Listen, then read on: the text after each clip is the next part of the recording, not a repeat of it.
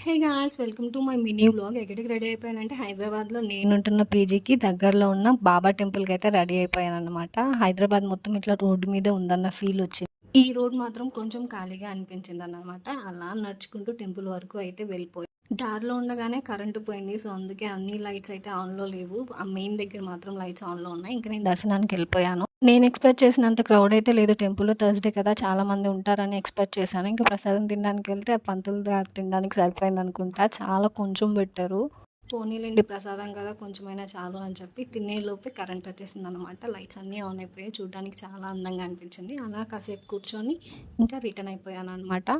ఇంకా వస్తూ మిరపకాయ బజ్జీ చూసి చాలా రోజులైంది తిని అని చెప్పి తిందాం అనుకుంటే కారానికి అల్లాడిపోయాను. ఇంకా స్ట్రీట్ షాపింగ్‌ని ఎంజాయ్ చేస్తూ పీజీకైతే వెళ్ళిపోయాను. నాకు టెంపుల్‌లో కన్నా ఇక్కడ స్ట్రీట్ షాపింగ్‌లో చూడడానికి సరిపోయింది. Thank you for watching. See you in next video. Like and subscribe. Bye.